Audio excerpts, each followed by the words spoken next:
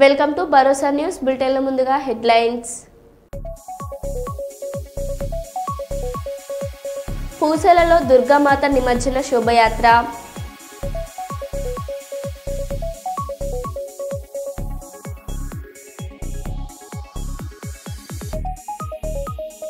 ఉత్తరాంధ్రలో మరో 2 రోజులు భారీ వర్షాలు.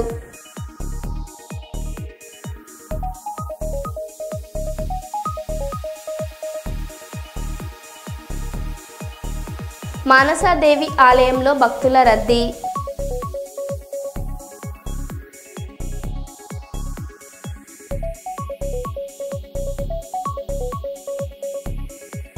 మంచిర్యాల జిల్లాలో గ్యాంగ్ వార్.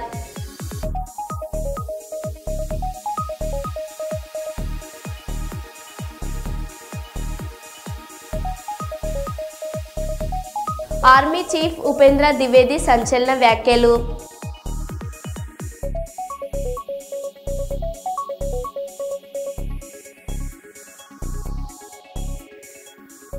ఇక వివరాల్లోకి వెళ్తే, ఆటో డ్రైవర్ల సేవలో పథకం కర్నూలు జిల్లాలో జిల్లా కలెక్టర్ డాక్టర్ ఏ సిరి, పాణ్యం ఎమ్మెల్యే గౌరు చరితారెడ్డి ప్రారంభించారు. కర్నూలు నగర పాలక సంస్థ సమావేశ మందిరంలో ఆటో డ్రైవర్లకు కలెక్టర్ చెక్ ఆవిష్కరించారు. జిల్లా కలెక్టర్ మాట్లాడుతూ జిల్లాలలో 13,495 మంది ఆటో క్యాబ్ డ్రైవర్లకు 20,24,00,000 రూపాయల నిధులు విడుదల చేశామన్నారు. రాష్ట్ర ప్రభుత్వం ఆటో డ్రైవర్ల కోసం ప్రవేశపెట్టే యాప్ను సద్వినియోగం చేసుకోవాలని కోరారు. కూటమి ప్రభుత్వం ఇచ్చిన హామీలతో పాటు ఇవన్నీ హామీలను సైతం అమలు చేసిందని ఎమ్మెల్యే గౌరు చరితారెడ్డి తెలిపారు. సమావేశం ముగిసేలోపు ఆటో డ్రైవర్ల ఖాతాలో 15,000 రూపాయలు జమ అయినట్లు సంక్షిప్త సమావేశం రావడంతో డ్రైవర్లు ప్రభుత్వానికి ధన్యవాదాలు తెలిపారు.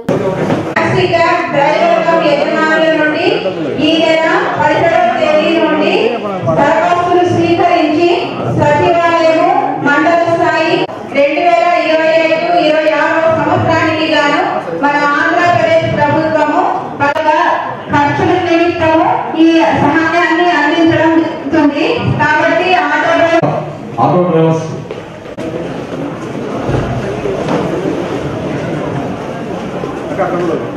గాను 1,28,00,000 రూపాయలను, అలాగే మంత్రాలయం ఎమ్మెల్యేలు సహాయాన్ని సద్వినియోగం చేసుకుని మీ వాహనాలకు ఇన్సూరెన్స్ రెన్యువల్ లేకపోతే స్కీమ్ లో భాగంగా ఇక్కడ ఇచ్చేసి అటువంటి జిల్లా కలెక్టర్ గారికి మరి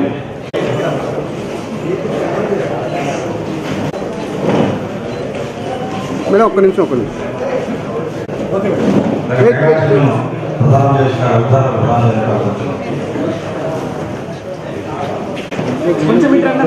మేడం వస్తుంది, కొంచెం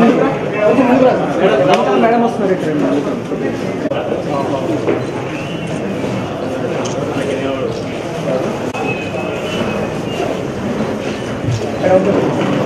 ఎవరు ఓకే అంటారు అప్పుడు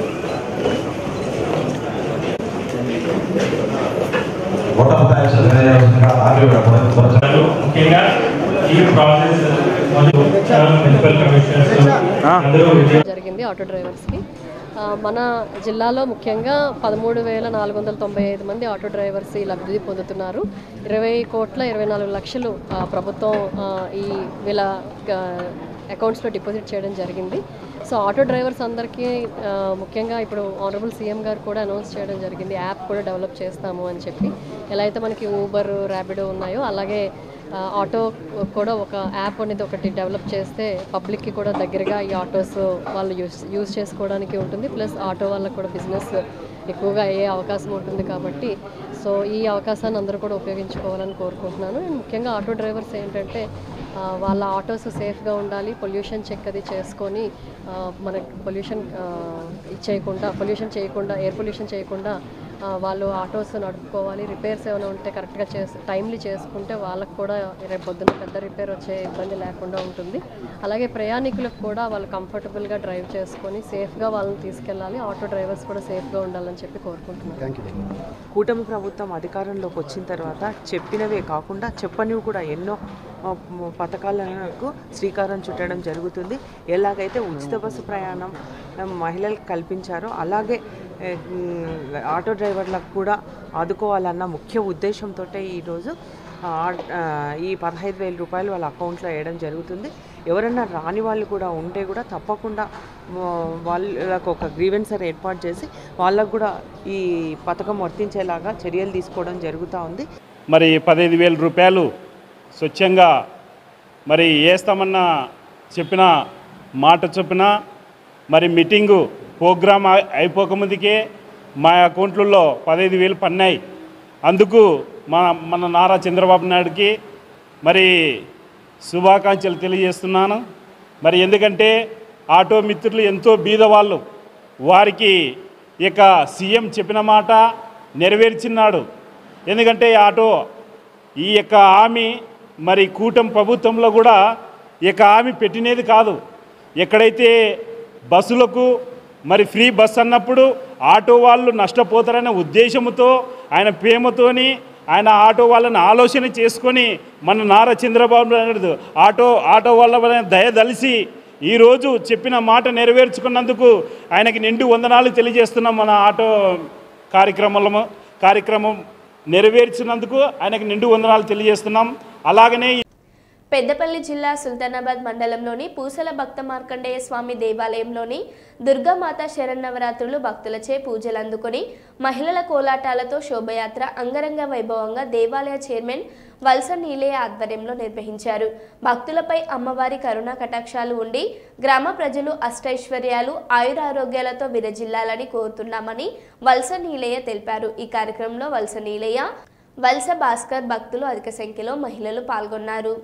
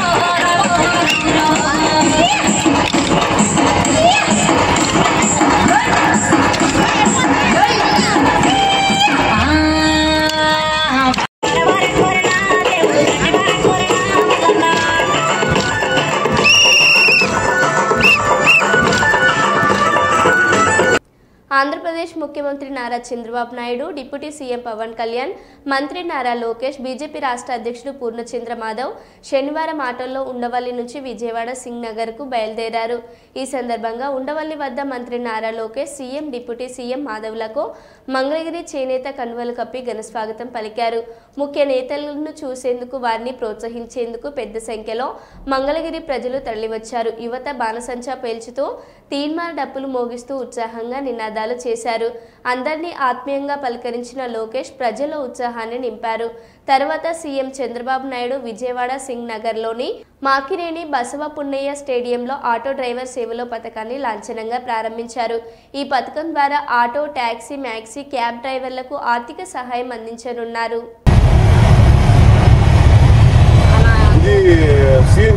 అవును సార్, సిఎన్జీ సార్. ఈ స్కూటర్ ఎలా ఉంటుంది అంటే లోకల్లో తోలుకునే వాళ్ళకి బాగానే ఉంటుంది సార్. ఎప్పుడైనా బయట లోకల్లో అంటే ఓన్లీ సిటీలో తోలుకుంటా సిటీలో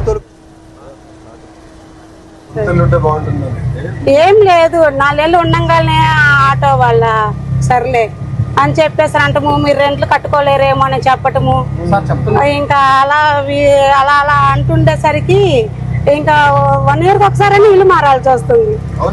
మేము అయోధ్యనగర్కి వచ్చి 20 సంవత్సరాలు అయింది. ఇక దాదాపు ఒక 5-6 ఇల్లు మారుంటాము. మాకు అదృష్టం బాగుంది సార్, మాకు కలవలేదు, రాలేదు. అసలు నిజంగా అదే కంగారు పెడతారు చెల్లమ్మని.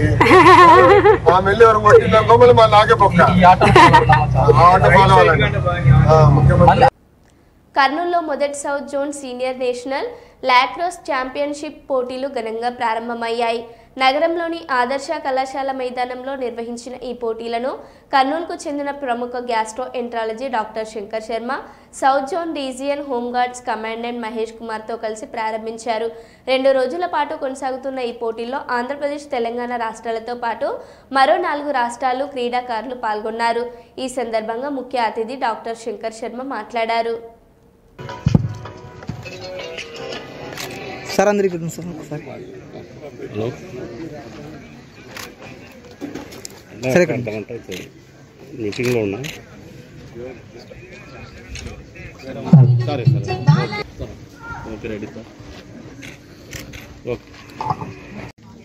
వేదికను అలంకరించిన పెద్దలందరికీ ఒకసారి నా నమస్కారాలు తెలుపుతూ మరియు క్షమాపణలు కోరుతూ, ఎందుకంటే అందరికన్నా ముందు నన్ను మాట్లాడించండి, నాకు పేషెంట్లు ఉన్నారు వెళ్ళాలని నేను కోరడం వల్ల రాజు ఏదో రకంగా అరేంజ్ చేసి నాతో మాట్లాడే అవకాశం కల్పించినందుకు మీరంతా ఒక క్షమాగుణంతో నన్ను ఆలోచిస్తున్నందుకు మరొకసారి ధన్యవాదాలు తెలుపుకుంటూ, ఇక్కడికి వచ్చేసిన బాలబాలికలకు, ఈ లాక్రోస్ క్రీడాకారులకు శుభాభినందనలు తెలుపుతున్నాను. నేను గ్యాస్ట్రోఎంట్రాలజిస్ట్ అయినా ప్రవృత్తిగా స్పోర్ట్స్ను ఎంకరేజ్ చేయడం అనేది గత 25 ఇయర్స్గా సిల్వర్ జూబ్లీ ఇయర్ ఇది. ఎందుకంటే నేను చిన్నప్పుడు చదువు తప్ప ఆటలు ఏనాడు ఆడలేదు. ఏం కోల్పోయానో తర్వాత తెలిసిపోయింది నాకు. క్రీడల్లో ఉండడం వల్ల ఆ స్పోర్టివ్ స్పిరిట్, ఆ రెసిలియన్స్, ముఖ్యంగా స్ట్రాంగ్ బాడీ తయారవుతుంది. స్ట్రాంగ్ బాడీ డెవలప్ అవుతుందో స్ట్రాంగ్ మైండ్ కూడా దాంట్లో ఉంటుంది. మా మెడికల్ కాలేజీలోనే అనాటమీలో చిన్న ఇంటర్నల్స్ ఫెయిల్ అయినందుకు కూడా కొంతమంది ఆత్మహత్య చేసుకున్నారు. వాళ్ళందరూ గుర్తొస్తే అయ్యో mental fragility, mental susceptibility, vulnerability ఇవన్నీ కూడా ఉండడం వల్లే కదా ఇంత ఘోరమైన కార్యక్రమాలు వాళ్ళు చేసుకొని తల్లిదండ్రులకి ఇంత నష్టం కలిగిస్తున్నారు అని బాధపడేవాడిని నేను. దీనికి సమాధానం స్పోర్ట్స్ లో దొరుకుతుంది, వెతకాలి అనే ఉద్దేశంతోనే 25 ఇయర్స్ గా ముఖ్యంగా మార్షల్ ఆర్ట్స్ అమ్మాయిల్లో అబ్బాయిల్లో ఎంకరేజ్ చేయడం జరుగుతూ ఉంది. ఇంకా ఈ లాక్రోస్ గేమ్ అనేది ఫస్ట్ టైం నా దగ్గరికి ఈ సౌత్ జోన్ వాళ్ళు వచ్చి కలిసినప్పుడు మాకు లాక్టోజు, సుక్రోజు, గ్లూకోజు ఇవి తెలుసు. ఈ లాక్రోజ్ ఏందిరా, ఫ్రూట్స్లో ఉండే షుగర్ను సుక్రోజ్ అంటారు, మిల్క్లో ఉండే షుగర్ను లాక్టోజ్ అంటారు, మామూలు గ్లూకోజ్ అందరికీ తెలుసు, మాల్టోజ్ తెలుసు. ఈ లాక్రోజ్ ఏంది అని నేను కొంచెం మళ్ళీ చాట్ జీపీటీని వికీపీడియాలో చదివినప్పుడు ఈ లాక్రోస్ అనే గేమ్ 11th సెంచురీలో ఇండిజినస్ అమెరికన్స్, అంటే నేటివ్ అమెరికన్స్ అంటారు వాళ్ళను, they are called red Indians. ఈ 17వ సంవత్సరంలో ఈ కొలోనియలిస్ట్ ఈ వైపు నుంచి కొండల్లో కట్టెలతో ఇప్పుడు మన బన్నీ ఉత్సవం జరిగినట్టు జరిగేది అది ఆ లాక్రోస్ అనేది. 48 hours అంటే in the name of spirit of God far resilience and strength and might అది ఏర్పడింది అనమాట ఆ గేమ్. ఆ తర్వాత 100 years ముందు దీన్ని కొద్దిగా ఫార్మలైజ్ చేసి రిఫార్మ్ చేసి ఈ గేమ్గా మార్చినారు లాక్రాస్ గేమ్. ఒక గుడ్ న్యూస్ ఏమంటే 2028 లాస్ ఏంజలస్లో ఒలింపిక్స్లో ఇంక్లూడ్ చేయబడినాయి క్రికెట్, లాక్రాస్. సో ఈరోజు హరికిషన్ గారు వీళ్ళంతా ఇక్కడ చేసే ఈ మైదానంలో తయారైన ఒక్క పిల్లోడన్నా ఒలింపిక్స్ను రిప్రజెంట్ చేయాలి మన ఇండియా తరఫున అని నేను కోరుకుంటూ, ఈ సదవకాశం ఇచ్చిన పెద్దలు చాలామంది ఉన్నారు, గౌరవనీయులు, గొప్పవాళ్ళు. అయినా కానీ నేను ఈరోజు ఫస్ట్ మాట్లాడడానికి అవకాశం దొరికినందుకు, నేను డాక్టర్ అయినందుకు, వాళ్ళు ఎగ్జామ్షన్ ఇచ్చినందుకు మరొకసారి వాళ్ళందరికీ థ్యాంక్స్ చెప్తూ, ఈ అవకాశం నాకు కల్పించిన అందరికీ ధన్యవాదాలు. మీరు మంచి స్పోర్టివ్ స్పిరిట్తో, ఇప్పుడే అనుకుంటున్నాము సూర్యుడు కరుణిస్తాడా లేదా అని. ఎక్కువ కరుణించినాడంటే ఒళ్ళు మాడిపోతుంది, తక్కువ కరుణించినాడంటే వాన పడుతుంది. వయా మీడియా సూర్యుడు మీకు హెల్ప్ చేయబోతున్నాడు. ఇప్పుడే క్లౌడ్స్ వచ్చినాయి. సో ఒక రకమైన వెదర్ ఉంది, మంచి వెదరు. విధానం హరికిషన్ గుర్తుగా, తిమ్మయ్య సార్ గుర్తుగా ఆ ఒలింపిక్స్లో రిప్రజెంట్ చేయాలని కోరుకుంటున్నాను. Thank you once again. Thank you. ఆరోగ్యశ్రీని నేను 10 లక్షలకు పెంచాను అంటావు. ఇవాళ ఆసుపత్రుల వాళ్ళు మేము ఆరోగ్యశ్రీ కింద వైద్యం చేయము, బంద్ చేస్తామని చెప్తున్నారు. నీ పాలన ఎలా ఉంది అంటే కాలేజీలు బంద్ చేస్తామని ప్రైవేట్ కాలేజీలు, ఆసుపత్రులు బంద్ చేస్తామని ప్రైవేట్ ఆసుపత్రులు చెప్తున్నాయి. ఆరోగ్యశ్రీ కేసీఆర్ గారి ప్రభుత్వంలో ఎప్పటికప్పుడు నిధులు ఇచ్చి మంచి వైద్యం అందించాము. కానీ నువ్వు వచ్చి 1400 కోట్ల ఆరోగ్యశ్రీ కింద బకాయి పెట్టావు. ఇప్పటికైనా ఆరోగ్యశ్రీ నిధులు విడుదల చేసి పేదలకు వైద్యం అందేలాగా తక్షణమే చర్యలు తీసుకోవాలని ఈ ప్రభుత్వాన్ని డిమాండ్ చేస్తున్నానని హరీష్ రావు అన్నారు. కోట్ల బకాయిలు పడ్డాయి. ఆరోగ్యశ్రీకి కేసీఆర్ గారు ప్రభుత్వం ఉండగా ఎప్పటికప్పుడు నిధులు ఇచ్చాం, మంచి వైద్యం అందించాం. కేసీఆర్ గారి హయాంలో ఆరోగ్యశ్రీ కింద 8,000 కోట్ల రూపాయల డబ్బులు ఇచ్చాం. సీఎం రిలీఫ్ ఫండ్ కింద 3,000 కోట్లు ఇచ్చాం. పేదల వైద్యం కోసం ఆరోగ్యశ్రీ సీఎంఆర్ఎఫ్ కింద 11,000 కోట్ల రూపాయలు కేసీఆర్ గారి ప్రభుత్వం ఖర్చు పెట్టింది. నువ్వు వచ్చినాక 1,400 కోట్లు ఆరోగ్యశ్రీ కింద బకాయి పడ్డాయి. ఇవాళ పేదలకు ప్రైవేట్ ఆసుపత్రుల్లో ఆరోగ్యశ్రీ సేవలు నిలిచిపోయినాయి. సిగ్గుపడాలి నువ్వు. ఇప్పటికైనా ఆరోగ్యశ్రీ నిధులు విడుదల చేయి, పేదలకు వైద్యం అందేటట్టు తక్షణమే చర్యలు తీసుకోవాలని చెప్పి ప్రభుత్వాన్ని మేము డిమాండ్ చేస్తా ఉన్నాం. ఆంధ్రప్రదేశ్లోని కొనసాగుతున్న వాయుగుండం ఎఫెక్టుతో ఉత్తరాంధ్రలో వచ్చే 2 రోజుల భారీ వర్షాలు కురుస్తాయని వాతావరణ శాఖ తెలిపింది. విశాఖపట్నంలో ఈదురుగాలుల ప్రభావంతో పరిస్థితి విషమంగా ఉంది. ఆర్కే బీచ్ అల్లకొల్లోలంగా మారింది. శ్రీకాకుళంలో వంశధార, నాగవళి నదులు ఉగ్రరూపంలో ప్రవహిస్తూ ముంపు పరిస్థితి సృష్టించాయి. దీంతో పలు తీర ప్రాంత గ్రామాలు ముంపు బారిన పడగా స్థానికులు ఇబ్బందులు ఎదుర్కొంటున్నారు.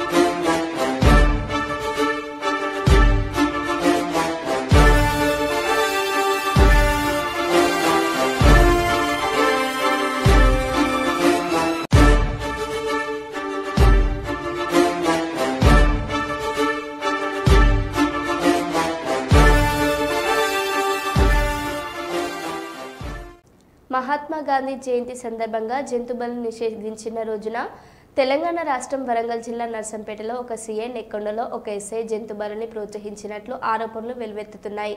ఈ ఘటనలకు సంబంధించిన వీడియోలు వైరల్ కావడంతో పోలీసుల తీర్పై తీవ్ర విమర్శలు వస్తున్నాయి. కాగా వరంగల్ నగర పోలీస్ కమిషనర్ సన్ప్రీత్ సింగ్ ఈ ఘటనలపై సమగ్ర విచారణ జరిపి చర్యలు తీసుకుంటామని తెలిపారు. ఈ ఘటన చర్చనీయాంశమైంది.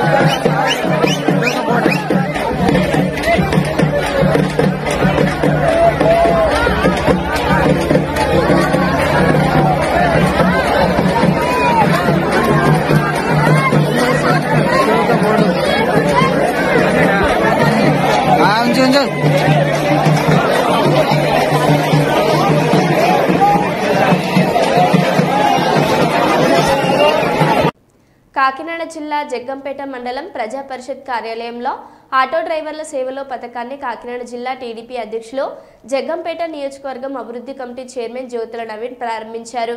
ముందుగా రావులమ్మ నగర్లోని తెలుగుదేశం పార్టీ కార్యాలయం నుండి ఆటో డ్రైవర్లతో కలిసి జ్యోతుల నవీన్ ఆటో నడుపుతూ ఆటో ర్యాలీగా మండల ఆఫీస్కు చేరుకున్నారు.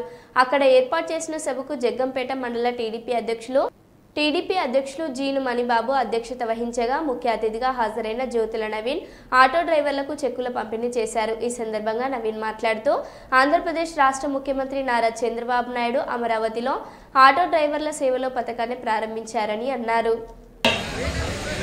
రోజు కూడా ప్రమాదంతో ముడిపడిన ప్రయాణం మీదే.